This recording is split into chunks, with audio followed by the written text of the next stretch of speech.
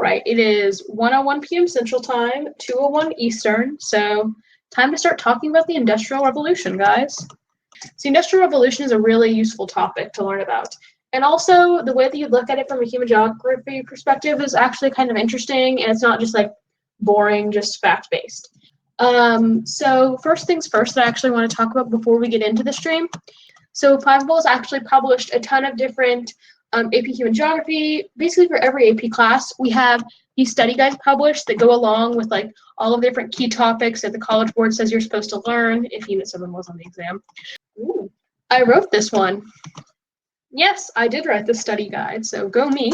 But basically, we try to like bold keywords, add pictures. There are usually some emojis, but I guess the emojis are down here this time. But there are also links to streams in our study guide, so make sure you're reading those, preparing for your exam, especially in classes that like, not just classes, but like especially units that are on the exam. Like let's take a look at the Unit 5 study guide, for example. Like we have things on the introduction to agriculture, extensive intensive farming. Then we can go and learn about the Green Revolution. So like bullet points with like, what is the Green Revolution known for, digging deeper. And then we also have all the different topics that you're supposed to learn, including the von Thunen model. Lots of people ask about that. It could be a good agricultural stimulus to put on the exam, you know. And I'm going to get my slides refocused here so we can start learning some content and also reviewing for the exam at the same time, actually. So let's get started. So, as you probably already know, we're going to be talking about the Industrial Revolution and Industrialization today. As always, follow Think 5, but this time I've decided to add all of the different social media platforms we're on instead of just using the basic slide with Twitter, Insta, and YouTube. You might not know that we also have a TikTok and a Pinterest account. The Pinterest account is mainly for AP class memes, but it's still there. And the Facebook account is kind of just like what's posted on the Twitter is posted there. But definitely follow us on TikTok. Okay, so this agenda looks like a lot, but it's really not. We're really just talking about what is the Industrial Revolution, what are its effects, and we're going to look at some stimuli like you're going to see for your FRQs on the exam. Because what we do know about your AP Human Geography exam is that you're going to have one FRQ with 2 stimuli, which are things like maps, graphs, charts, images, pictures, and then you're going to have one that has 1 stimulus. So we're going to look at some stimuli about the Industrial Revolution and talk about how to analyze those and maybe how you can analyze those fully and get all the points on your AP exam. And then we're also going to talk about modern industrialization and then connect it to topics in other units like the demographic transition model and Rostow's model. So let's get into it. What is the Industrial Revolution? The Industrial Revolution, boiled down like the most simple, even though it's kind of a lot of words, like it's just a series, it's like a ton of inventions that came about at this one time, and we also used new energy sources. We burned coal for electricity, we burned wood, we had the steam engine, we got tons of new machines, like there are some listed below to improve efficiency, and we also had ideas that enabled other inventions. So the Industrial Revolution wasn't just a time of, you know, making things, crafting things. It was also a period of like people thinking and coming up with new ideas.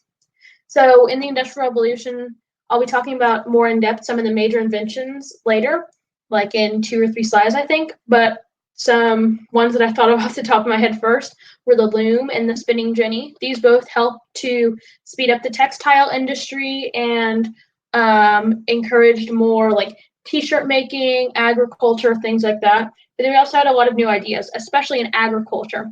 The Industrial Revolution connects really well to the Second Agricultural Revolution. A lot of people in human geography say that the Industrial Revolution is what caused the Second Agricultural Revolution. And this is where you get the loom, spinning jenny, crop rotation, intercropping. The last 2 are 2 sustainable farming methods, crop rotation and intercropping.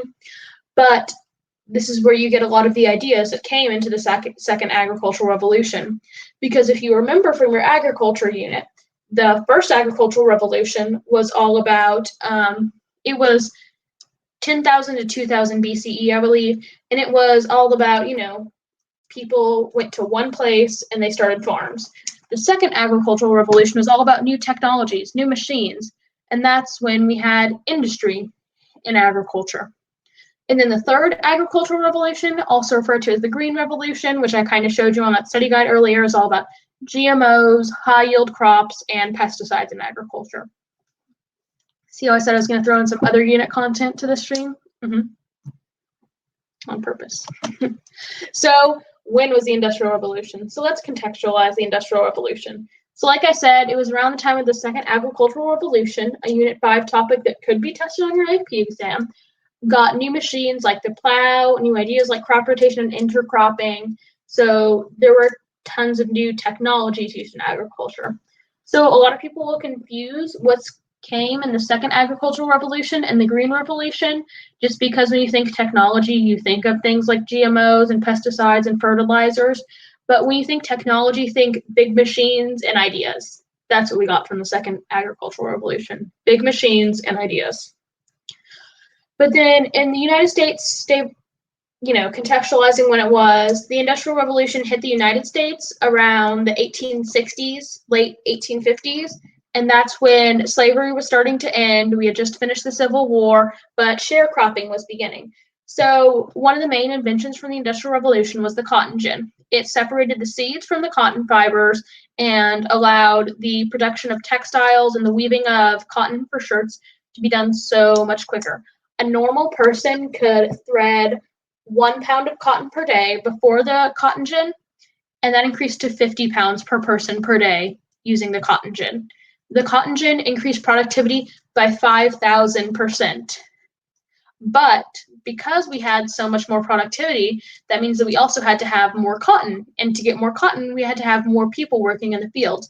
So that led to what we know in the United States as sharecropping, which is where it's kind of like slavery, but it wasn't illegal. It was during the Jim Crow era. If you know anything about that, you've taken U.S. history before. It's all around that time. But the Industrial Revolution started, it kind of started around the 1760s. That's when you had the cottage industry and people were in the rivers. But it really started to hit England around 1840. So 1840 is when you started to have these big factories. But 1850, if you know anything about 1850 is, let me turn on my pointer here so you guys can see what I'm referencing. 1850 is going to be these big smokestacks and all of this smog. 1850 was the year that London got hit with all of the smog from the factories. Back then, they didn't have science to know that air pollution and burning coal and stuff, all that was bad. So London is on the Thames River, which is a major river source. They use that for power and for water. Lots of settlements are built around rivers.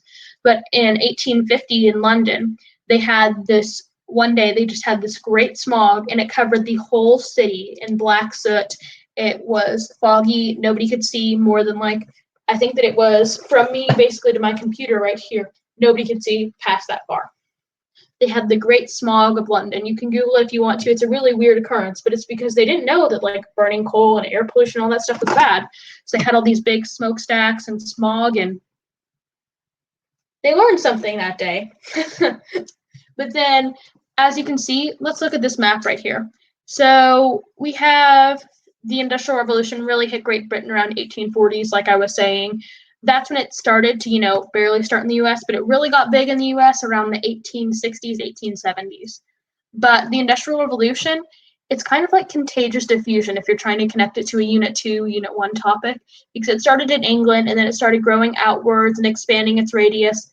Every 10 years, it basically traveled to 2 to 3 more countries. So you see in the 1850s, we hit northern France, Netherlands, that took me way too long, in Belgium.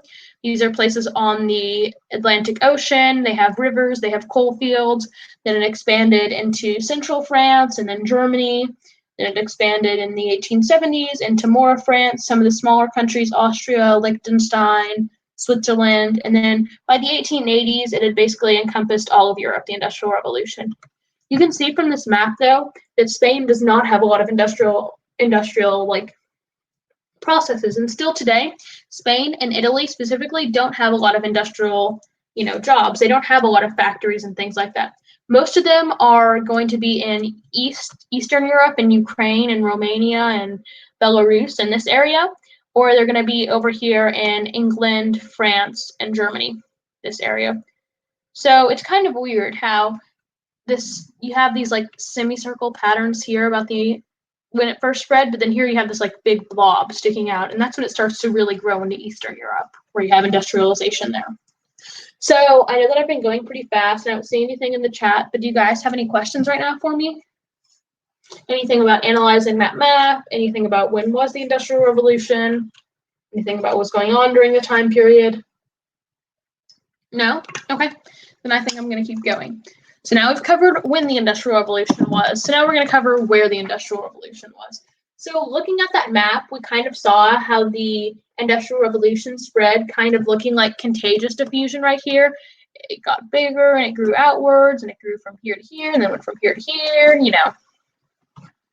Kind of looks like contagious diffusion, you know.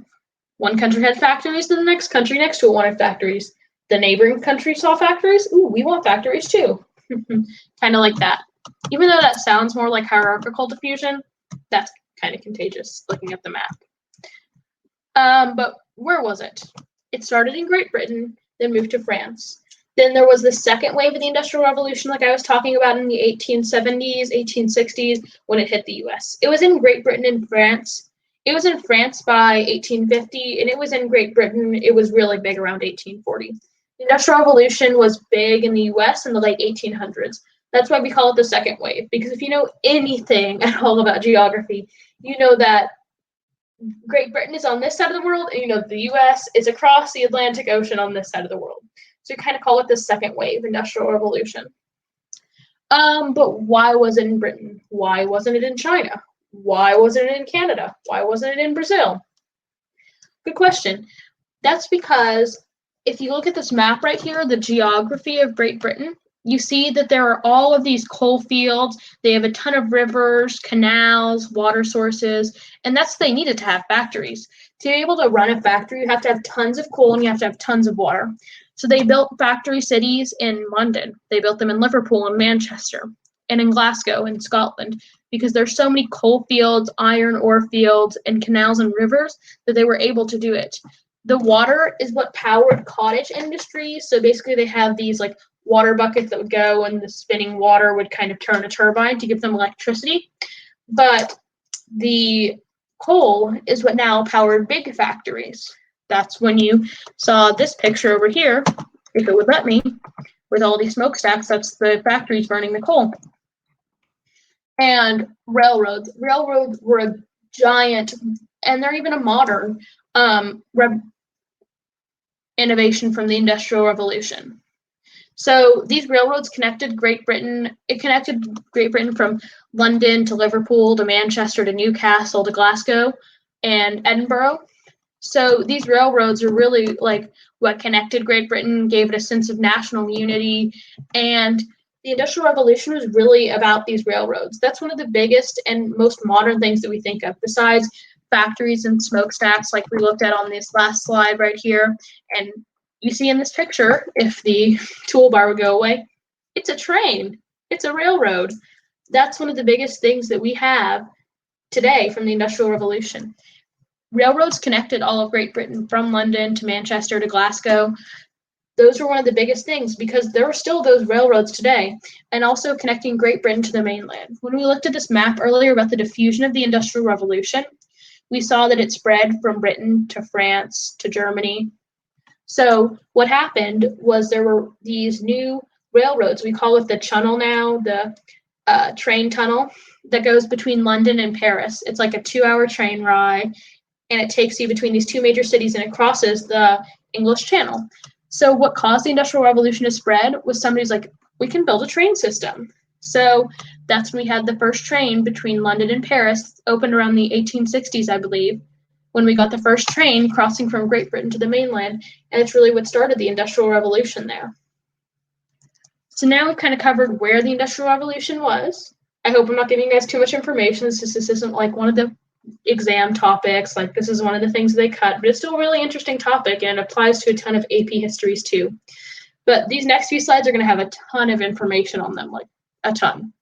So let's look at this. I don't expect you to know all this, read all this. I'm going to kind of summarize it. But these are some of the most important things that we got from the Industrial Revolution. I just talked about railroads and how we still use them today, but there's some other major things that we got from the Industrial Revolution that you don't always think about. When we were talking, I want to actually start on the right side here with textiles. So when I was talking earlier about how the second agricultural revolution that happened in the late 1800s is in Unit 5 of AP Human Geography, and that will be on the exam, the Industrial Revolution is what caused the second agricultural revolution. It's when we got these machines like the cotton gin and the spinning jenny in agriculture. And it mainly was about things like the plow, tractors. That's the second agricultural revolution. But we have this cotton gin. It was used to clean cotton. Before, when we had to separate the cotton seeds from the cotton thread, it took forever. One person could only do like 1 pound of cotton per day. But with the cotton gin, we were able to do 50 pounds per cotton gin machine per day. It took a lot of people to use a cotton gin because they were not tiny machines, but it more than doubled productivity of cotton picking, like way more than doubled. But that's also what caused an increase in need for things like slaves and plantation agriculture in the New World, the United States. That's why we had a lot of reemergence of plantations after the Civil War. Another major invention that affected agriculture was the spinning jenny. It allowed one worker to spin 8 threads at one time.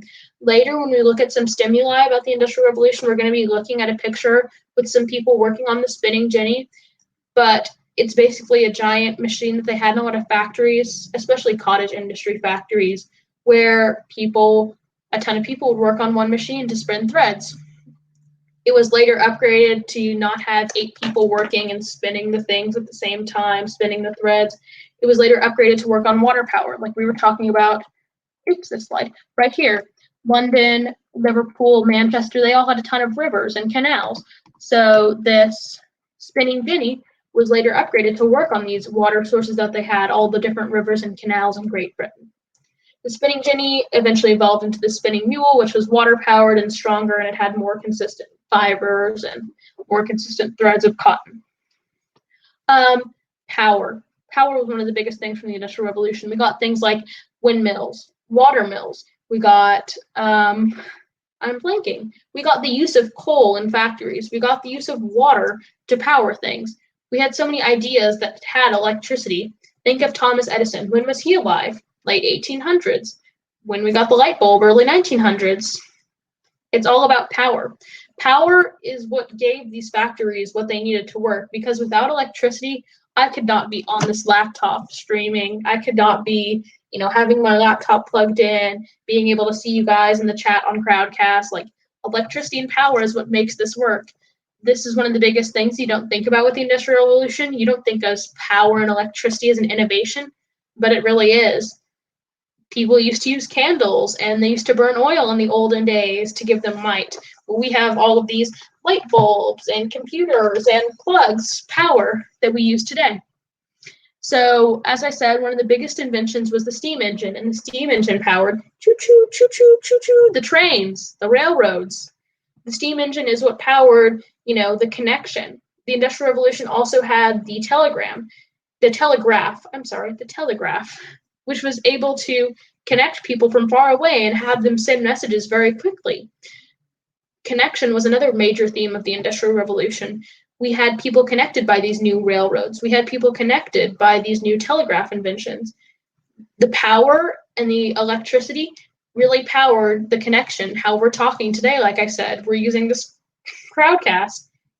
This could have been a telegraph when I'm sending you Morse code letters or something to get you to know what I'm trying to say. I'm talking to you, and you guys are hearing me from far away. I'm in Dallas, but some of you could be in Wisconsin, or some of you could be in New York or California. I don't know. But we're all connected because of the Industrial Revolution. So as I said, electricity was adopted soon after. Then, like I said, we have communications again. We have the telegraph that was developed in 1844 and used Morse code. It was invented by Alexander Graham Bell later, but the telephone is what was the precursor for, the phones, the landline phones that we have, and then those were the precursor for all of our favorite inventions, the cell phone, which I actually have a lot of notifications that I'll check after this stream, but, I'll wait till I'm done. The telephone was what allowed the biggest amount of communication because telegraphs could only reach so far. The wires could only connect you so far, but with the telephone, we were able to connect almost across the country, across different countries in Europe. People were able to be connected because of the telephone. And transportation. Transportation, like we said, the steam engine, the choo-choo trains, we had those, but we also had the steam engine used in steamboats. When we were talking about the geography of Britain earlier, it has all of these canals, rivers, coal fields, and they need to be able to get from London to Birmingham to get to these iron ore fields and coal fields. But how they did that was with steamboats. They used canal boats to be able to travel to places. Trains were kind of expensive, but canals were already there. The infrastructure was already built with these rivers because nobody had to build them. The rivers were there. They just had to use a special boat that got them places faster. But trains made it easier to get materials and selling places because you could throw a lot of stuff on a train. I could throw, let's just grab a few things off my desk. Let's say that all of this could fit on a train in the 1800s. But boats are kind of smaller. They didn't have the giant cruise ship type boats that we have today to travel across canals. So if I was taking a steamboat, I could probably only carry, this much stuff, as opposed to when I had those pens and highlighters and my water bottle and my earbuds and the charger that I just dropped on the floor. So that's why we started to use trains and we started to innovate on them, like the whole theme of the Industrial Revolution was, and we tried to make them cheaper. And the railways caused cities. Cities is what modern industrialization looked like. Nobody would have thought that Manchester, Liverpool, Birmingham, nobody would have thought that those would have been major cities in the year 1800.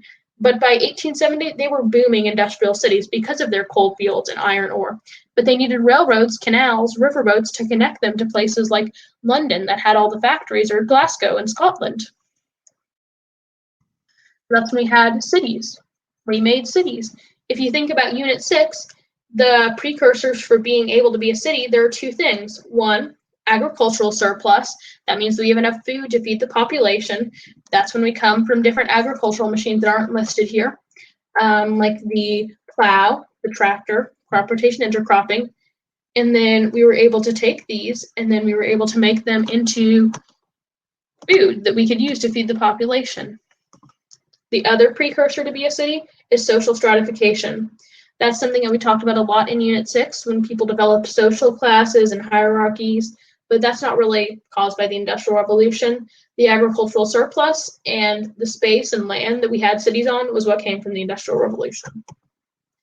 I think that this is our last slide of invention, but now we have the effects of the Industrial Revolution. Oh, that's a really grainy picture. I'm sorry, guys.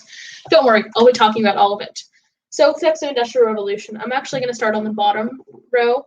So we had mass culture. So we had these things like cosmerium. We had people who actually had free time now because they didn't have to spend not 24, but like they didn't have to spend 24/7, pulling apart the cotton thread from the cotton fibers. They didn't have to do that anymore. So they had time for themselves.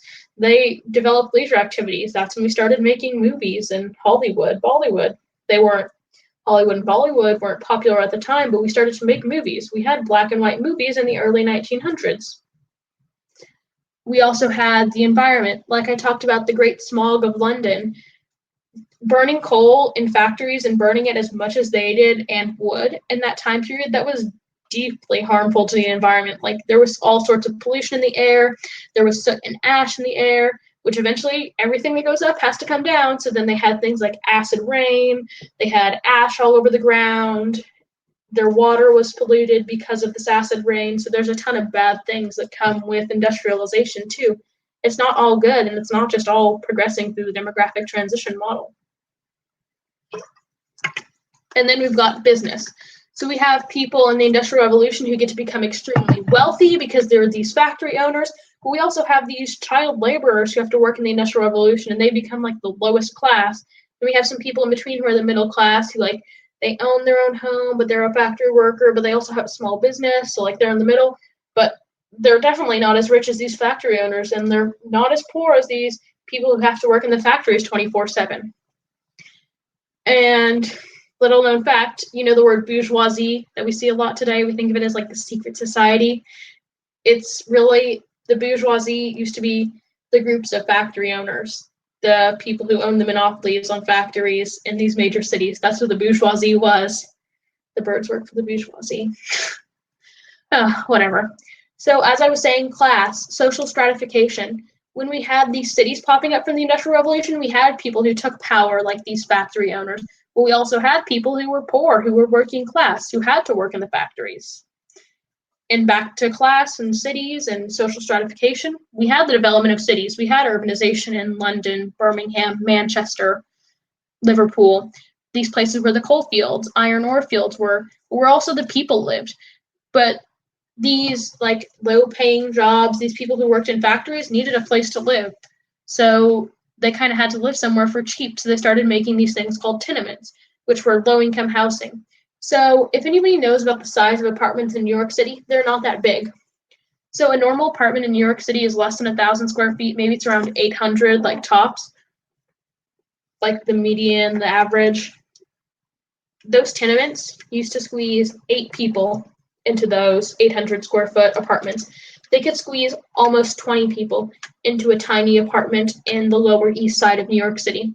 When industrialization hit, a ton of people lived in the tenements of New York City, especially immigrants who needed a job, so they took the low-paying working-class jobs in factories. And we talked about cities earlier, we talked about the environment, we got pollution. We got the pollution from burning coal in these factories. But then, back to the tenements, those low-income housing, we also got a ton of diseases spreading. When a ton of people are packed in tightly in an area, we have outbreaks of diseases. We're dealing with the coronavirus right now. New York City got hit really hard with the coronavirus because of their high population density and how everybody lives in apartments. Think about how bad the 1918, H1N1, the flu, hit those cities when we didn't have a cure for the flu. We didn't have a vaccine. We had these people living in tenements. If one person got it, all 20 of those people living in that tiny apartment who live like this far apart from each other and sleep this far apart from each other all got the disease. Women. So we have, when we're talking about social stratification, we have classes. Social hierarchies before, like the new millennium, before 1919, when we had the women's rights movement, most women were at the bottom of the social hierarchy. Women were kind of just dependent on men until today. That's when we have the women who are small business owners who get microcredit loans. And then the low-class women, they were harsh. They worked in factories.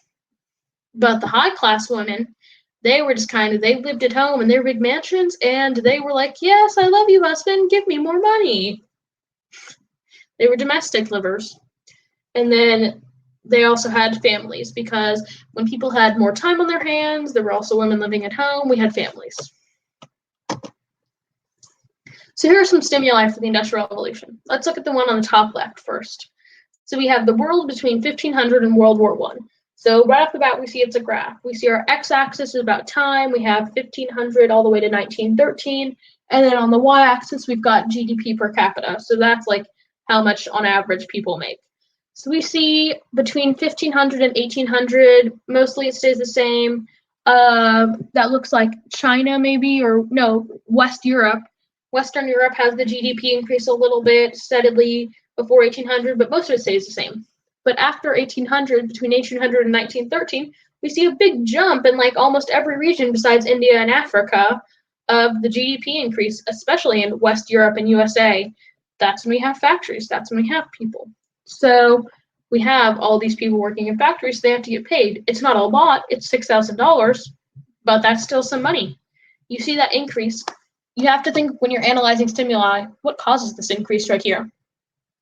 What causes the increase? The Industrial Revolution. Factories, jobs, living in cities. So I'm going to analyze the one on the bottom row with you guys, but then I want you guys to help me analyze the one on the top right. Does that sound good? All right. So on the bottom row right here, we have people who are working in the factories. So it looks like there's some children here. Why did children work in the factories in the Industrial Revolution?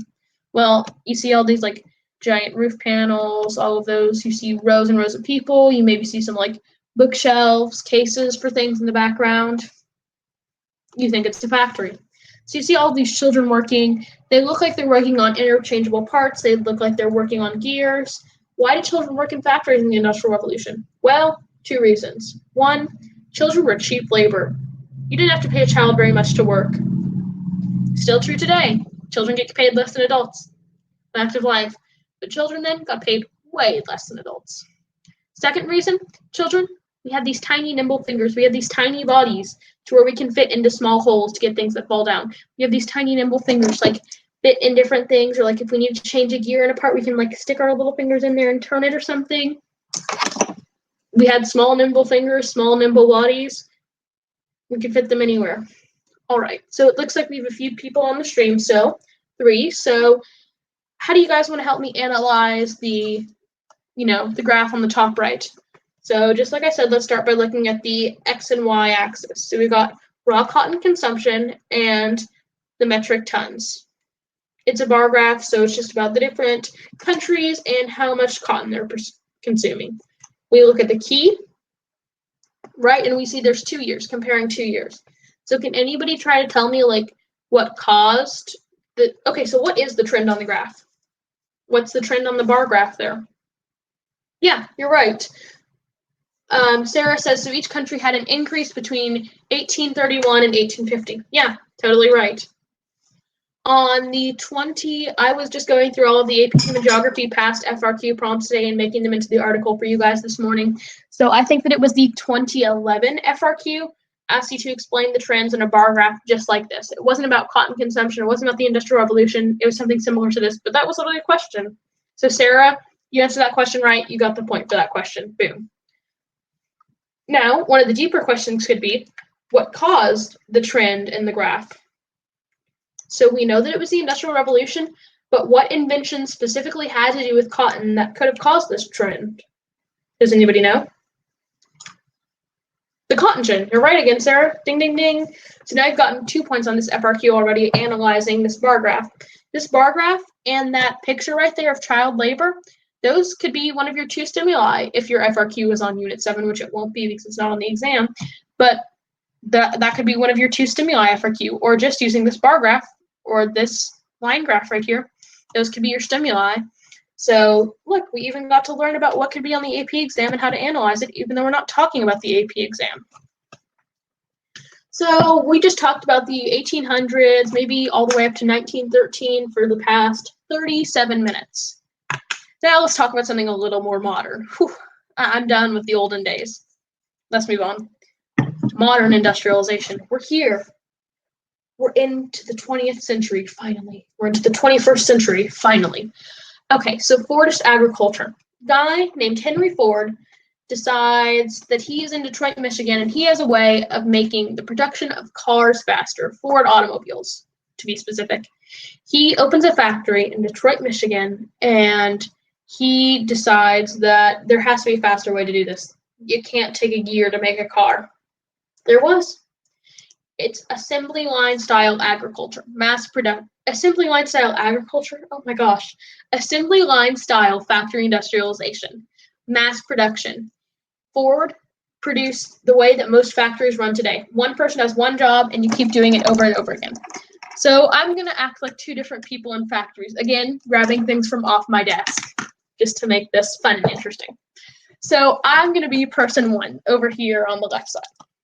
So person 1's job is just to tighten these 2 nuts and bolts with these 2 screwdrivers. So I'm going to go screw, screw, screw, chop.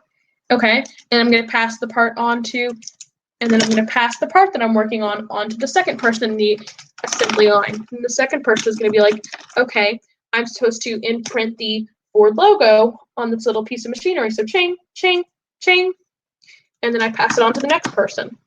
And person 1 over here is still working on turning the screws of the next gear that comes along, or the next part. And then I'm going to work on, again, labeling this gear with the Ford logo. So the Fordist industrialization just means that one person does a lot of things. It's assembly line agriculture made by the guy named Henry Ford, who owned Ford Motor Cars, and he wanted to make a faster way to make cars in Detroit, Michigan in the mid-1900s.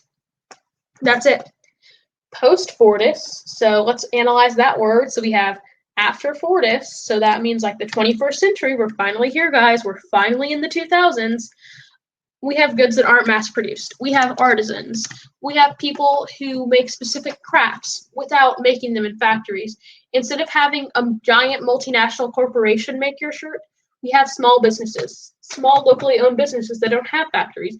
We work out of our garages until our company gets big enough. Then we buy a storefront. Then after we buy a storefront, maybe we buy a factory because we're just making so much money and people want to come keep visiting us. The post-Fordist production means that goods aren't mass-produced. We have things like small businesses and products that are altered and changed. Let's see. What can I think about? Oh yeah, post-Fordist. Hydro Flask, giant brand. But there are all these smaller brands that have different water bottles. This one is from a brand called Thermoflask. It's not as big as Hydro Flask. It was something that I think I got in a different city and put stickers on, but post-Fordist, this is kind of like slightly altered from the Hydro Flask to try to be better from a small business. So let me get some water too. So those are kind of modern industrialization in factories. But now we're going to keep going with the theme of post, and we're going to be looking at what's going on in the 21st century, 2000s, and the post-industrial landscape. So if we look on the picture on the left here, this is a thing called a brownfield. We would see this in the Rust Belt, if you've studied any of the vocab from Unit 7. A Rust Belt is the area from Detroit to Cleveland to Pittsburgh to West Virginia. That area of the United States is where all of the coal and iron ore for factories were in the late 1800s, early 1900s, and we were getting industrialized in the United States. That's where all of our factories were. But now we've moved off of burning coal. We've come to more efficient things like natural gas. We've come to more efficient things like outsourcing our industrialization to China. Let me pick up 5 things on my desk. This cup with all my pencils in it, this calculator, and this stress ball. If I look at the back of this calculator, it says, made in the Philippines. The stress ball, made in Taiwan.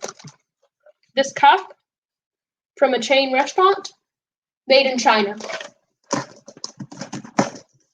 We don't manufacture anything in factories anymore in the US, or at least not as much as we did in the 19 and 1800s. We outsource everything to other countries.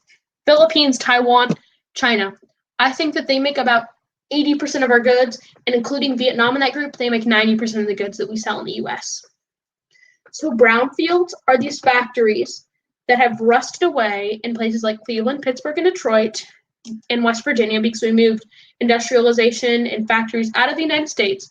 So they turned brown and rusted, and they look all disgusting like this, kind of. Scranton, Pennsylvania. Any of you guys watch The Office? Scranton, Pennsylvania? That's a total brownfield city. That city used to be all about the factory. What was it? The Scranton Steamtown Mall? Wonder why it's named the Steamtown Mall that Meredith went to in that one episode with Michael? It's because they used steam to power the factory in Scranton in the 1900s. Scranton is a real city. Steamtown Mall is a real place. Just telling you. I don't know if you guys are office nerds like I am or friends, but just a real life example. But what do we have instead of brownfields? We have things called technopoles and agglomeration poles. So basically what that means is we have a lot of things that require a lot of thinking, like high economic sector things. We have the technopole. A lot of technological companies center themselves around Silicon Valley. A lot of them center themselves in Atlanta. A lot of themselves centered in Austin. That's where their headquarters are. Technopoles is basically a place where there are a ton of headquarters. Look at how modern this looks. Look at how factory this looks. This is where all of the ideas for Google are made. But if we think about the Technopole in Austin, we have Texas Instruments, the people who made this calculator that I love that I can play Flappy Bird on and download that I learned to do from TikTok. This Texas Instruments calculator that I use was designed and thought of in Austin, in the Technopole that is Austin, with Amazon, Google, Texas Instruments headquarters. They thought of the idea for this calculator, and they created it, and now I can use it, and it's so great. But they didn't manufacture this calculator in Austin. Where did they manufacture it? The Philippines. Back to everybody's favorite thing, my phone. My phone was designed in this Technopole in Silicon Valley with the Apple headquarters in, oh, where is that? Where are the Apple headquarters? I think it's like San Bernardino. That's so wrong. Somewhere in the San Gabriel Valley, I think, where the Apple headquarters are, outside of San Francisco. This phone was designed in that picture. Where was this phone made? China. We have technopoles that replace these factories. It's basically where all of the ideas are, where all the smart minds and thinkers are. But it's not where the things are made. It's not where the sauce is made. It's not where the sausage is made. Sausage is made across the sea in China, in Philippines. Ideas? Made here in America. Products? Made somewhere else in China. So we have things like outsourcing, like I was just talking about, where in the United States, we have all of these technopoles and things, and big think tanks and centers for agglomeration and technopoles. But we don't make those products here. We make them in developing countries like China, Philippines, Taiwan. Cambodia is used in this picture for outsourcing. What do we outsource to? We outsource a ton of our call centers, tech support, customer support to India, because India has very lax labor laws. And with these very lax labor laws, that means that our transnational corporations based in the United States, like AT&T, they can outsource their call center to Bhopal, India, and pay those employees dimes on the dollar, 10 cents on the dollar, to do the same job that somebody in America would do here. These people that work in call centers in India, they don't get paid as much as they do in the US, and it's cheaper, so that's why we do it. That's why we outsource that's why big transnational corporations outsource all of their call centers to India, because it's cheaper. Nobody wants to pay somebody who lives in the US $7.50 an hour to pick up a phone and say, "Hi, AT&T, how may I help you?" When we could pay the same person 75 cents an hour in India to say, "Hi, how can I help you today?" It's just not good economics. But now let's kind of relate the Industrial Revolution to Rostow's stages of economic growth. Rostow's stages is one of the theories of development. This is mostly a Unit 7 topic. Some of your teachers may have referenced it in Unit 2, but yeah, that's kind of about it. Rostow stages used last year, before coronavirus, used to be one of the big themes of human geography. It kind of aligns itself with the 5 stages of the demographic transition model that we look at, with stage 1 being a traditional society, stage 2 being preconditions for takeoff in a transitional country. Takeoff is the stage 3 country, drive to maturity, like the US is in, is stage 4, and then high mass consumption is going to be like a stage 5 of the DTM. So the industrialization kind of fits right here, right in between stage 2 and 3, really in stage 3. Stage 3 is when industrialization begins in most countries. That's when you have the factories built. But once you get to drive to maturity, and especially once you get to stage 5, Rostow, no more factories. You have all of these brownfields and all of these technopoles. You don't have factories in stage 5. Let's think of an example. Germany used to be a big industrial place. Now they have all of these forefront thinkers in Berlin and all of these think tanks because they're a high mass consumption country. They don't live in stage 3 anymore. They live in stage 5. Industrialization in the DTM, the demographic transition model, has a very high likelihood of being on your exam. All these population pyramids down here could definitely be a stimuli on your exam. They could be a picture, they could be an image, they could be a graph. The demographic transition model, industrialization kind of fits right there between stage 2 and 3 again, but it's mainly in stage 3. Stage 3 is where you have industrialization in the demographic transition model. I can go more in depth about the DTM, but I feel like this is all you guys need to know about the Industrial Revolution and industrialization in human geography. Now, I'm basically done with content for the stream, so do you guys have any questions? Any questions at all? I'm going to make the slides a little bit smaller and me a little bigger, so you can see. Do you guys have any questions? Please at least put no in the chat so I know that people are still alive in the stream and not just like eating lunch right now, I guess. Whatever. Don't know where you guys are. No? Okay. Well, thank you guys so much for coming to my stream. I think we're going to end it right now because nobody seems to have any questions. I hope you guys learned something from my stream about Unit 7. I hope that you learned something about how to tackle your AP exam FRQs too in the stream. So thank you so much for coming, guys, and I hope to see you next time. Keep studying for your exam, and you guys will do awesome. I'm going to leave up the weekly stream calendar. Thank you guys so much for coming again, but I think we're going to end it here. So bye, guys. Have a great day, and also have a great weekend. And also stay safe from the coronavirus. Stay safe from the coronavirus. And think Fiveable. Think Fiveable. Bye, guys.